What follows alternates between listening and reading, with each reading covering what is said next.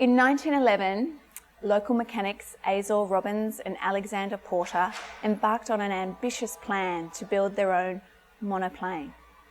Spurred on by the world's fascination with flight, they set up shop, initially in Dean Street and then here on the actual site of the Albury Library Museum. In March 1913, the locally constructed, home-built monoplane was fitted with the flat-4 engine. Soon after, taxi trials commenced, and on the 27th of July 1913, in front of 6 witnesses, the monoplane flew. While other planes would surpass the one built by our amateur aviation enthusiasts, Robbins and Porter, today they are credited with designing and constructing the first monoplane fitted with a flat-4 aero engine, and the only one in Australia to have ever flown. I'm Jeff Robbins, great nephew of Asa Dyer Robbins, who is one of the partners in the Albury Flyer, I think it was called, the aeroplane they built and flew in Albury in 1913. Asa was born in Tilden, a little country town in central Victoria, and from there they moved to Melbourne, and he went to the Working Men's College, which is now Royal Melbourne Institute of Technology, and he studied mechanical design and mathematics. I'm now standing on the site of where they had their first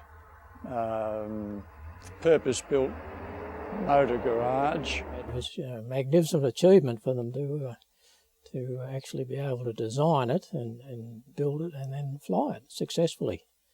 And that's ideal, the fact that it was on the site of the actual museum now where the boys worked. So I'm not surprised that it flew, I'm just surprised they were game enough to fly it. Fairly brave, I suppose they may well have got a bit of a shock, but when it come to flying. Harry Hawker flew through here and he had a look at the aeroplane, and he more or less said, according to the article in an old Australian book about Australian aircraft, he more or less said that perhaps it was good that it didn't get much height.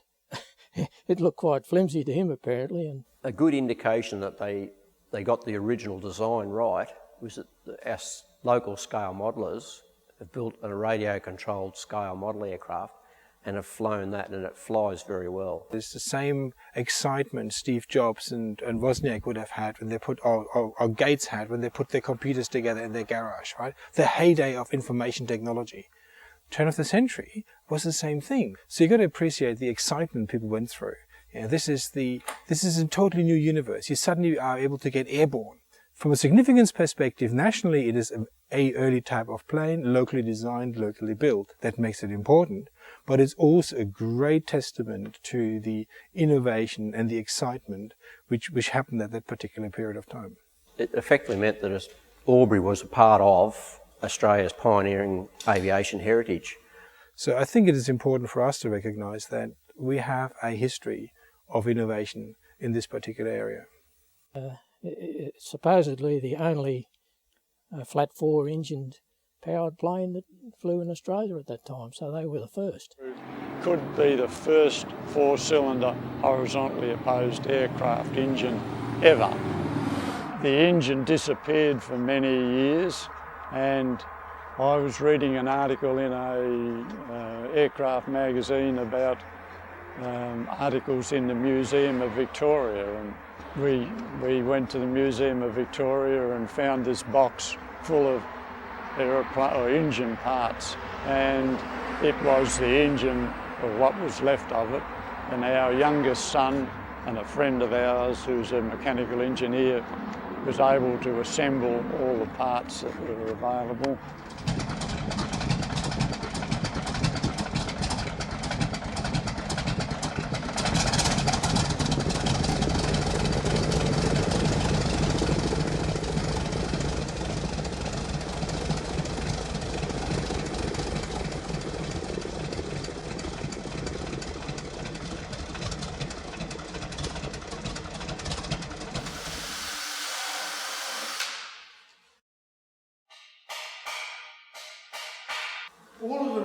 made off the train, didn't you? We made that jiggy leverage on it. Down on it, yeah.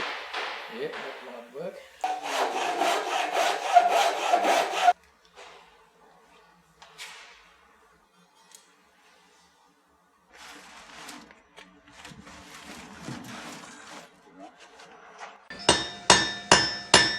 We've printed up the photograph to a large size and then drawn in what we can't see.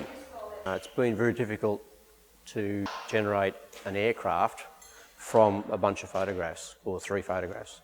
It's because invariably in a photograph things go out of proportion as the distance, and so we've had to generate and get everything to in the right proportions as we've scaled the aircraft. It was a real challenge because I'd never made anything like that before. I was supplied with a book, How to Build an Aeroplane from 1913, which had a section on building propellers in it, and so I had to interpret that to see how you would go about it.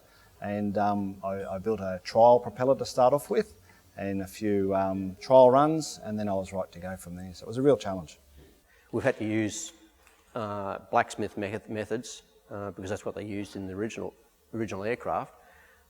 So we've had to use those same methods with today to actually make it so it looks the same when it's finished. Trying to keep it as authentic as possible, but you can't see every minor detail. So you think, right, oh, you're working with an old craft, so let's think that way. And we're ending up with something we hope is as close as we can possibly get. Haven't done anything quite like this before, although I've been involved in quite a few historical recreations before, but most of it's heavier work than this. It's very light and delicate, obviously, because it's got to keep the weight down building an aircraft, so I'm having to be very careful.